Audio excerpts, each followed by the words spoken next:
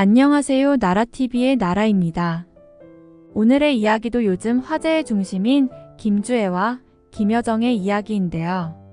정말 가까이서 지켜보셨고 어떠한 일들이 있었는지 자세히 알고 있으신 분을 모셔왔습니다. 엄청난 이야기가 많다고 하는데요. 바로 자기소개 부탁드려요. 안녕하세요. 저는 북한에서 한국으로 넘어온 탈북민 진수영이라고 합니다. 부모님은 외화를 만지는 일을 하셨어요. 그렇게 못 사는 집안도 아니었지요. 그래서인지 조금 더 개방적이었던 것 같습니다. 그런 좋은 부모님 아래에서 저는 부족함 없이 공부도 성실히 잘했었지요. 그렇게 김일성 종합대학도 나오게 될 수 있었죠. 물론 북한의 최고 명문 학교니 아무래도 멋지고 잘난 학생들도 많았죠.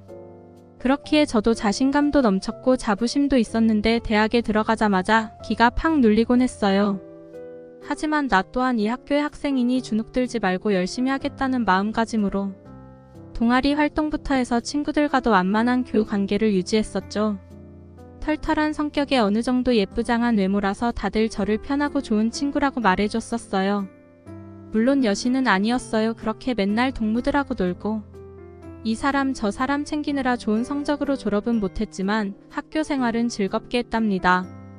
그렇게 졸업하고 백두혈통의 식단을 책임지는 영양관리사가 되었죠. 전공은 달랐지만 북한에서는 딱히 소용이 없답니다. 고도의 전문직이 아닌 이상은요. 그저 그냥 대학과 가문의 이름만 볼 뿐이니까요. 그래서 저는 대학 선배의 추천으로 김씨 가문의 식단을 책임지는 아주 중요한 부분의 직원이 되었답니다. 그곳에서도 물론 열정적으로 열심히 일을 했었죠. 다른 곳에서 일하는 것보다 훨씬 급여도 좋았으니까요. 그곳에서 저는 아니란 생각을 조금 했습니다.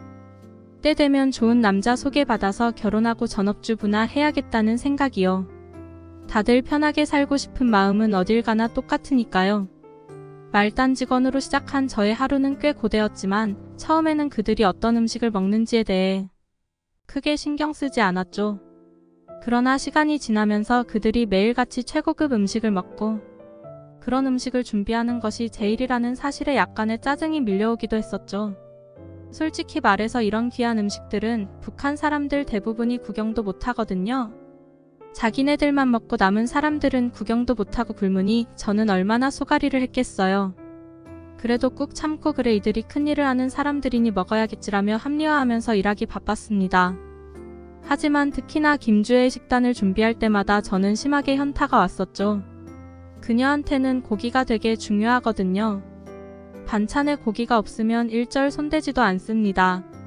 편식이 너무 심해서 식단에 채소가 조금이라도 포함되면 식탁에 놓인 음식들을 쳐다보지도 않았죠. 이럴 때마다 김주애가 혼나는 게 아니라 저희 영양사들이 혼났거든요. 저희는 어쨌든 김주애가 투정을 부릴 때마다 리설주의 따가운 시선을 받아야만 했지요. 리설주는 한번 눈치를 주면 그날 하루는 그냥 끝났다고 보면 됩니다. 리설주를 거슬리게 하면 너무 피곤해지거든요. 그래서 저희는 더욱 신경 써서 김주애의 입맛을 맞추려고 노력했지만 그런 상황이 반복될수록 저는 점점 그녀에게 정을 붙이기 힘들었죠. 아니, 사실 너무 싫었습니다. 아무리 어린아이라도 자기밖에 모른다는 그런 이기적인 태도와 그에 따르는 리설주의 무언의 압박은 저에게 스트레스였죠. 결국 저는 매일같이 정성껏 음식을 준비하면서도 김주애를 마주할 때면 입가에 항상 경련이 올 정도로 지었던 미소가 점점 굳어가기 시작했죠. 이렇게까지 해야 되나? 싶은 생각이 머릿속에서 좀처럼 떠나질 않더군요. 그저 묵묵히 저의 일을 할 수밖에 없었죠. 어쨌든 일을 해야 살아갈 수 있으니까요. 하지만 이런 피마르는 상황 속에 자꾸 노출이 되니 정신적으로도 육체적으로도 너무 힘들더라고요. 언젠가는 이 일을 그만두고 싶다는 생각으로 일에 임했습니다. 그래도 김주애는 어른들 눈치도 볼 때도 있습니다. 적어도 식판은 안 던지잖아요. 엄마 아빠가 있을 때면 그냥 맛있게 먹지만 꼭 없으면 제멋대로 굴더군요. 특히 김주애의 식단을 관리하게 되면서부터 일의 무게는 크게 달라졌죠. 그저 김정은의 딸 정도로만 생각했던 김주애였었는데 그 아이의 식단 하나하나가 얼마나 중요한지 깨닫게 되면서 저도 긴장하지 않을 수 없었습니다. 하지만 진짜 변화는 어느 날부터 시작되었습니다. 그냥 철부지 어린애로만 보였던 김주애가 점점 달라지기 시작한 거죠. 그런데 좋은 쪽이 아니라 무서운 쪽으로요. 어느 순간부터 그녀의 표정이 달라졌고 마치 자기 자신이 정말 중요한 사람이라는 걸 아는 듯한 태도를 보여주기 시작했죠. 그냥 동글동글하게 아무 생각 없어 보였던 아이에서 자신감이 넘치는 표정이 자리를 잡았고 직원들이나 간부들에게 대하는 태도 또한 점점 거만해졌죠. 저 포함해서 다른 직원들도 그저 지나가는 사춘기라고 생각했지만 점점 그 변화를 무시할 수 없게 되었습니다. 어느 날 김주애는 갑자기 저희가 직접 요리하는 주방으로 찾아왔었어요. 그러고는 대뜸 수령님 음식 상태를 점검하러 왔네. 라고 말하며 저희가 요리하고 일하는 모습을 대략 2시간 동안 지켜보더군요. 너무 눈치가 보이고 위압감이 장난이 아니었어요. 자칫하다 실수하면 너네는 끝이다 라는 그런 무언의 압박도 느껴졌었죠. 어린아이가 그런 표정을 짓는 것을 보며 저도 모르게 마음속 깊이 불편함을 느꼈습니다. 더 기가 찼던 것은 그 뒤에 벌어진 일이었죠. 저의 상관은 이곳에서 오래 일해온 노련한 할아버지였습니다. 그의 오랜 경험과 깊은 지혜로 어떤 상황이 와도 언제나 침착하게 일 처리를 하셨었죠. 그런데 그런 우리의 스승님 같은 분한테 당근 그렇게 써는 거 아닌데 인터넷에서는 소금이랑 설탕도 넣어야 된다고 하던데 같이 핀잔을 하며 옆에서 자꾸 괴롭혔죠. 마치 자기 자신이 모든 걸 다 안다는 듯이 굴었습니다. 저희는 다 기가 막혔었죠. 어린아이가 오랜 경험을 가진 전문가에게 그런 말을 할 자격이 있나 싶었죠. 그것도 너무 무례하게 말하잖아요. 공경과 존중은 일절 없었습니다. 하지만 개인적으로 너무 놀랐던 것은 그 할아버님도 아무런 반박도 못한 채 죄송합니다만 말하더군요. 그 상황을 보니 미칠 노릇이었죠. 또 너무 속상한 겁니다. 어쨌든 저런 대우를 받으면 안 되는 사람도 이 나라에서는 저런 것들이 높은 위치에 있으니까요. 그렇게 존경받아야 할 사람이 그저 권력 앞에서 무릎을 꿇어야 한다는 현실이 너무나 비참하게 느껴졌죠. 하지만 저 또한 별 다를 게 없었습니다. 그런 모습을 보면서 아무런 말도 하지 못한 채 그저 마음속으로 끓어오르는 불만을 억누르는 것밖에 할 수 없었으니까요. 그 무력감은 제가 상상했던 것보다 상당했습니다. 김주애가 후계자가 될지도 모른다는 소문이 전 세계로 퍼져나갈 때 제가 느꼈던 이 찝찝한 기분과 묘한 기류가 나중에서야 깨닫게 됐었어요. 제가 북한에 있을 당시만 해도 그것은 1급 기밀이었기에 그저 김정은의 딸로만 생각했지만 지금 돌아보면 그때 이미 그녀는 스스로의 위치를 아주 잘 인지하고 있었던 거죠. 그 어린 나이에 자신의 위치를 깨닫고 그것을 무기로 삼아 다른 사람들을 지배하려 했던 그녀의 모습을 보며 저는 그저 씁쓸함을 느낄 수밖에 없었죠. 그 일이 있고 난 후 저는 매일같이 김주의 요구에 식단을 맞춰주면서도 속은 점점 썩어문드러져가는 기분이었죠. 단순한 업무를 넘어 이곳에서 일하는 것이 제 가치관과 도덕심을 점점 갉아먹는다는 느낌이 들었으니까요. 그래도 이 일을 그만두기에는 너무 많은 것이 걸려 있었습니다. 결국 현실과 타협하여 매일 묵묵히 김주의 식단을 준비하며 부디 이 시간이 빨리 끝나기를 빌 수밖에 없었죠. 하지만 시간이 지나면서 점점 더 기막힌 상황을 목격하게 되었죠. 그날은 김여정이 오는 날이었는데 김주애는 평소와는 달리 수탉머리를 정성스럽게 꾸미고 제일 비싼 옷을 골라 입고 화장까지 했었어요. 그러고는 김여정한테 갔죠. 평소 같았으면 김주애가 먼저 고모에게 인사를 건넸겠지만 그날은 달랐습니다. 김주애는 고개를 빳빳이 들고서 김여정이 먼저 인사하기를 기다리고 있었죠. 김여정 역시 유명하잖아요. 만만치 않은 인물이죠. 김여정 또한 고개를 빳빳이 들고 김주애를 내려다보았죠. 어이없어하는 표정으로 김주애가 어떤 반응을 보일지 기다리고 있었습니다. 둘 사이에 숨막히는 긴장감이 감돌았고 30초가 지나고서야 김여정이 먼저 주애에게 인사를 건넸습니다. 그 순간 저는 깨달았죠. 후계자가 바뀌었구나 하고요. 그 짧은 순간에 모든 것이 변했음을 직감했습니다. 이후 김여정과 김주애는 함께 식사를 하게 되었죠. 그 방 안의 공기는 너무나 무거웠습니다. 김주애는 마치 자신이 윗사람인 양 김여정에게 고모 천천히 드세요. 라고 말했습니다. 저 포함 모두가 식은땀이 났었죠. 김여정은 그 말을 듣고도 아무런 반응을 하지 않았지만 그녀의 표정에서는 엄청나게 참고 있다는 표정을 보이면서 아예 굳어있더군요. 그 모습을 보며 저는 이 공간이 얼마나 숨막히는지 절실히 느꼈습니다. 서버로서 그 자리에서 움직여야 했지만 마음은 불편함으로 가득 찼습니다. 두 사람 사이의 미묘한 긴장감이 마치 무형의 벽처럼 느껴졌고 그 속에서 저는 아무런 힘도 쓰지 못한 채 그저 그들을 지켜볼 수밖에 없었죠. 그날 이후로 저는 김주혜의 변화가 단순한 성장의 일부가 아니라 권력의 이동과 깊이 관련되어 있음을 확신하게 되었습니다.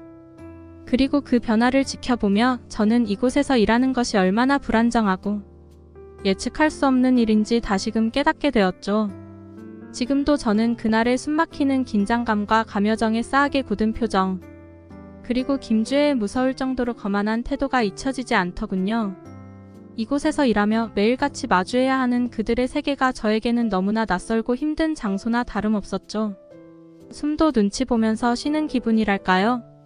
그렇게 숨막히는 식사 시간이 끝난 뒤에 김여정은 뭔가 결심한 듯 김주혜를 따로 불러 남겼습니다. 그들의 자세한 대화를 엿들은 건 아니었지만 저는 그 순간의 분위기를 보고 무언가 심상치 않음을 느꼈습니다. 김여정이 김주혜를 가만두지 않겠다는 결심을 한 것처럼 보였거든요. 저는 멀리서 지켜볼 수밖에 없었죠. 김여정은 부드러운 목소리로 김주혜의 말을 건넸습니다. 주혜야, 채소도 먹어야 피부도 좋아지고 사람이 건강해질 수 있단다. 그녀의 목소리에는 나름의 애정과 걱정이 섞여 있었지만 주혜는 전혀 감동받지 않는 듯한 표정이었습니다. 오히려 감히? 라는 표정을 짓더니 김여정에게 이렇게 말했습니다. 고모는 많이 드셨고요. 라는 말을 듣자마자 김여정은 멈칫했지만 이내 그럼 많이 먹었지? 라고 대답하더군요. 주혜는 그 말을 듣고 김여정의 얼굴을 30초 동안 응시하더군요. 정말 조용히 응시했어요. 뭔가 김여정의 얼굴을 평가하는 듯한 시선이었죠. 그러고는 그렇구나, 전 안 먹을래요. 라며 콧방귀를 치면서 대답하는 겁니다. 그 순간 김여정의 얼굴은 바로 굳어졌었죠. 그녀는 처음엔 표정이 일그러졌지만 이내 박장대소하며 웃음을 터뜨렸습니다. 그 웃음소리가 방 안에 울려 퍼졌고 저는 그 소리에 등골이 오싹해진 채 굳어 있었죠. 김여정은 주혜의 머리를 쓰다듬으며 말했습니다. 그래, 언제까지 그러나 보자 하. 라며 그녀의 목소리에는 지금까지 느껴지지 않았던 차가운 기운이 스며들어 있었습니다. 네가 아무리 대들고 버릇없이 굴어도 내 자리는 어림도 없지. 라는 말만 남기고 김여정은 방을 나갔습니다. 평온했던 김주혜의 표정은 그 말을 듣자마자 얼굴이 울그락불그락해지면서 씩씩대더군요. 화를 참지 못하는 듯한 표정이었죠. 그녀의 눈에는 분노와 자존심이 뒤섞인 복잡한 감정이 서려 있었습니다. 저는 그 순간 이곳에서 엄청난 일이 일어나게 될 것임을 직감했죠. 권력의 중심에 있는 사람들 사이에서 벌어지는 이런 미묘한 갈등이 결국 어디로 향할지 알 수 없다는 불안감이 엄습했습니다. 그리고 그 불안감은 곧 현실이 되었죠. 김여정이 방을 나간 지 얼마 지나지 않아 주혜는 폭발하듯 분노를 막 표출했었죠. 그녀는 방 안의 물건들을 집어던지며 화를 내기 시작했습니다. 평소에는 절제된 태도로 모든 것을 통제하던 아이가 그 순간만큼은 정말 철없는 어린아이처럼 보였죠. 그 모습은 권력자들의 속마음이 얼마나 쉽게 흔들릴 수 있는지 보여주는 것 같았습니다. 이후로 김주혜의 태도는 더욱 거칠어졌죠.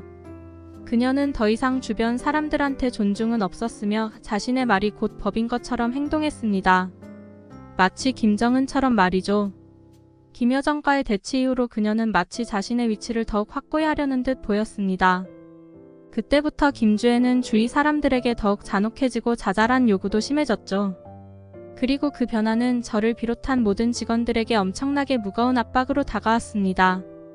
김주혜가 예전보다 더 날카로워지고 어떤 때는 전혀 예상치 못한 요구를 하며 우리를 당황하게 만들었습니다. 리설주마저도 그런 김주혜의 변화를 눈치챘는지 그를 대하는 태도가 조금씩 달라졌죠. 저는 그런 변화를 직접 보면서 이곳에서의 일상이 점점 버거워지고 있음을 느꼈습니다. 그런데 그것은 단지 시작에 불과했습니다. 김여정과의 갈등 이후 김주혜는 더 이상 단순히 딸의 위치에만 머물러 있지 않았죠. 그녀는 자신이 권력의 중심에 있다는 것을 의식하고 그것을 주변에 과시하기 시작했습니다. 이 모든 과정은 너무나 빨리 진행되었고 저는 그저 변화의 소용돌이 속에서 휩쓸려 갈 뿐이었죠. 김주혜와 김여정 사이의 갈등은 그날의 일로 끝나지 않았습니다. 그들의 관계는 더 복잡해졌고 권력의 중심에서 벌어지는 갈등은 점점 더 노골화되었죠. 그리고 그 속에서 저는 매일같이 느껴지는 압박감과 불안을 억누르며 이곳에서 어떻게든 살아남아야 한다는 생각만으로 하루하루를 버텨야 했습니다. 이곳에서의 일은 더 이상 단순히 먹고 사는 문제가 아니었습니다. 그것은 생존 그 자체였고 언제 어디서 무슨 일이 터질지 모르는 긴장감 속에서 살아가는 것이었죠. 그런 상황에서 저는 그저 묵묵히 주어진 일을 수행하며 그들이 만들어가는 이 권력 세계에서 최대한 눈에 띄지 않도록 조심했어야만 했죠. 곧이어 주혜의 복수극이 시작되었습니다. 김주혜는 김정은의 사랑받는 딸로 리설주를 빼닮은 외모와 영특한 머리, 그리고 냉철한 면모를 갖추고 있었습니다. 그녀는 아빠에게 애교를 부릴 때와 그렇지 않을 때를 정확히 구분할 줄 알았고 그 차이를 이용해 원하는 것을 얻어내는 능력이 탁월했습니다. 김여정과의 충돌 이후 주혜는 며칠 동안 김정은을 구워 삶았고 그 결과 김여정은 김정은이 사는 곳에 출입금지를 당하는 처지가 되었습니다. 처음에 김여정은 당연히 분노했지만 시간이 지나면서 점차 자신의 위치를 인식하는 듯 했습니다. 주혜는 여기서 멈추지 않았습니다. 공식 석상에서도 김여정을 의도적으로 배제하기 시작했습니다. 제가 본 바로는 주혜의 등장 이후로 김여정은 점점 더 카메라 밖으로 밀려나고 있었죠. 한국에서도 유명하지 않았나요? 예전에는 김정은 바로 옆에서 보좌하던 김여정이 이제는 그 자리를 주혜에게 뺏기고 말았죠. 그 상황이 김여정에게 얼마나 큰 치욕이었을지 짐작할 수 있었습니다. 그러던 어느 날 한바탕 일이 벌어진 후 김여정은 김주혜를 찾아왔지요. 저는 그 장면을 멀리서 지켜볼 수밖에 없었지만 두 사람 사이에 흐르는 긴장감은 마치 전쟁을 앞둔 군사들이 대치하는 것처럼 느껴졌습니다. 김여정은 여전히 기가 죽지 않은 모습이었지만 그 공허한 눈빛 속에는 이미 많은 것들을 포기한 듯한 체념이 보였죠. 김주혜는 여전히 냉정한 표정으로 그녀를 맞이했지만 그 안에는 승리감이 담겨 있었습니다. 그 순간 저는 이곳에서 벌어지는 권력 싸움이 단순한 가족 간의 갈등이 아니라 생존을 건 전쟁임을 다시금 깨닫게 되었죠. 김주혜와 김여정의 대립은 단지 시작에 불과했고 앞으로 어떤 일이 벌어질지 알 수 없는 불안감이 저를 엄습했습니다.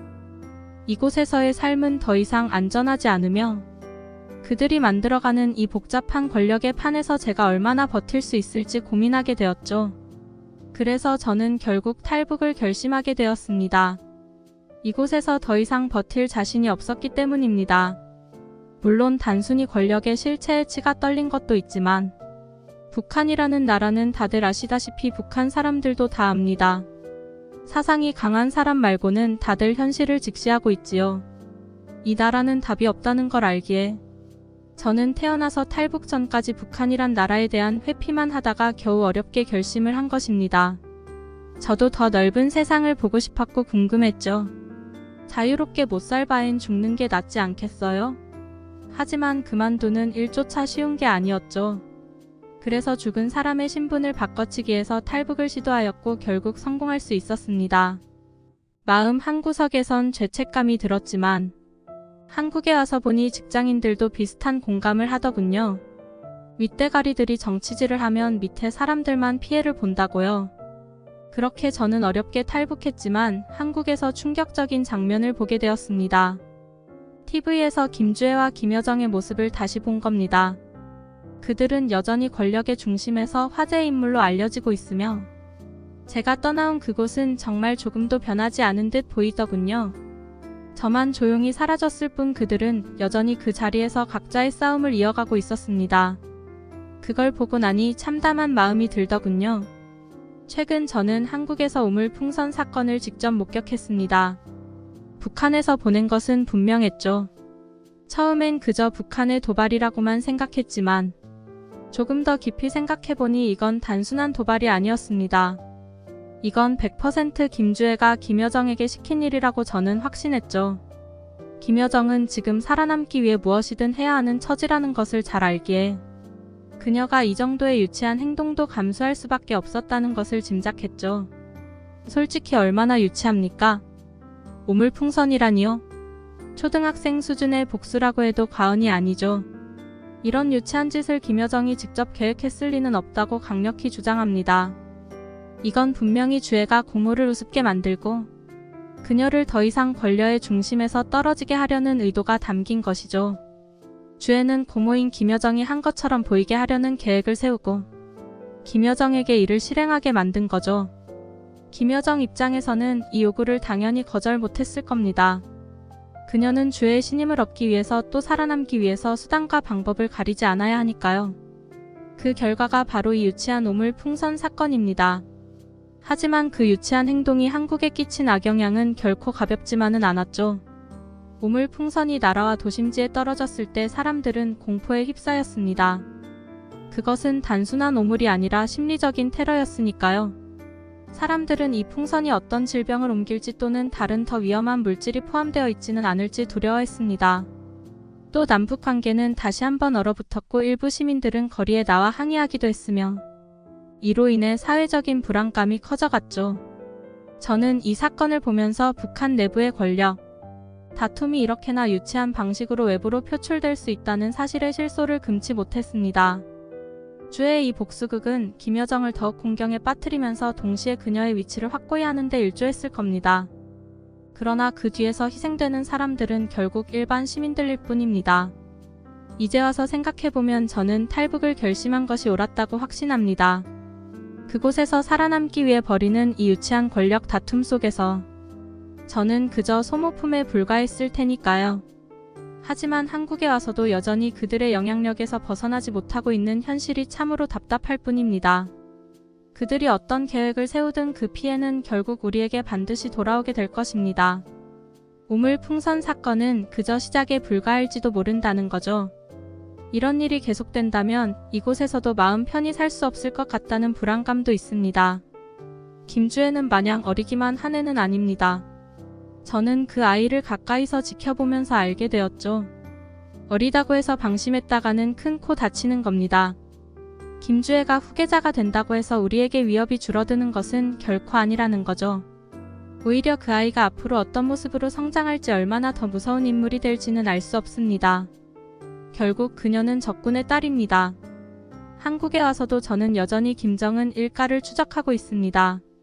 그들의 동태를 주시하면서 이곳에서조차 마음을 놓을 수는 없는 거지요. 한국에서는 성실히 지금 일하고 있습니다. 북한에서와는 전혀 다른 삶이기에 너무나 자유롭고 행복하답니다. 매일 사람들과 만나며 제가 살아있음을 느낍니다.